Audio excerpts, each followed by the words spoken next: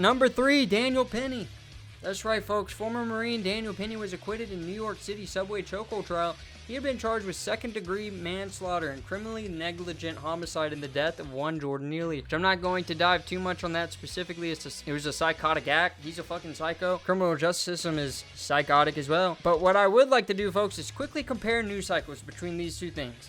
Now, both are murderers in the literal sense, but let's see how mainstream media portrays one versus the other. We'll dig into it later. The Instagram posts from nutbag people, which I was sent in the commercial break earlier, crazy. Like, he's cute, and people celebrating this. This is a sickness. Honestly, it's so disappointing, but I guess we shouldn't be surprised. Gentlemen, thank you so much. And up next, the other big news out of New York, Daniel Penny. A lot of people think he's a hero, and tonight he's not guilty. My take next. Some very good news tonight. I can report that all hope is not lost in New York. Daniel Penny, acquitted today in a criminal case that never should have been brought by a DA's office that has repeatedly failed to put the safety of New Yorkers ahead of politics. Now, after Penny used a chokehold to restrain menacing lunatic Jordan Neely on a subway car in May 2023, which led to his death, Alvin Bragg's office charged him with second-degree manslaughter. Now keep in mind, Daniel Penny murdered a man on a subway, considered a hero by the elite. Luigi Mangione murdered a CEO of a company that literally only makes money if they deny your claims for a service that you have to pay weekly for anyway. I repeat, the American insurance companies can only make money one way, and that's if they deny your claim. They have no other way to make money. That is their business model. You pay them weekly. That is the money that comes into them. What's their cost? Their cost is if you get hurt or sick and they have to pay you for the service that you pay for. So the more they deny your claims, the more money they can make. That's the business model, folks. Back to the story. Daniel Penny, hero. Luigi Mangione, well, he was charged with terrorism.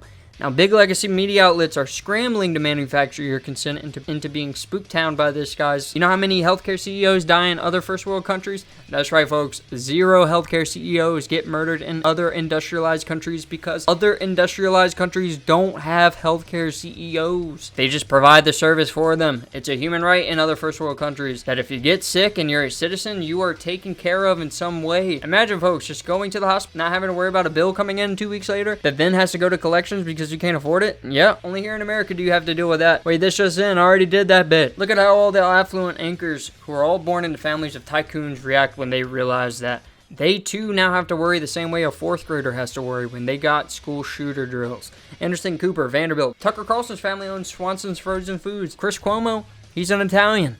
Luigi Mangione, guy that murdered an elite. The ruling class. Not your boss, not your boss's boss, but the one at the very top. A comedian is causing outrage today for making fun of slain healthcare CEO Brian Thompson, complete with blood on his shirt.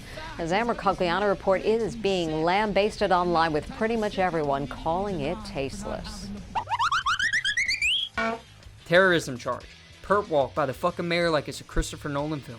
Kill one of your own, though, and you get celebrated. Good work, Daniel Penny. If you eliminate one of your own, murder is okay, as long as you continue to branch the divide. If you eliminate one in control of millions of lives of whether they can continue to live or whether they have to die, well, be prepared to be called a terrorist. Who was he trying to scare exactly with this attack? Not the people that price gouge every single commodity we have to live off of, making it almost impossible for somebody to survive off the median wage. Couldn't have scared the Democrat and Republican politicians that allow this shit to continue, right? Both parties who masturbatorily worship Miltonian neoliberalism. Could it? My take here, folks, out of all the mass murders that have occurred in the past decade, there is a reason none of them are considered terrorist attacks, even though they are carried out with that intention. Racially motivated Dylan Roof walked into a Black Baptist church murdering 9 people specifically because of the color of their skin. No terrorism charge.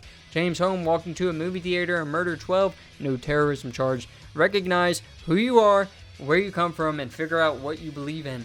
Is it to murder a homeless man on a subway? Then you are part of the problem. A tool for the elite used purposefully to keep us screaming at each other. Satire, folks.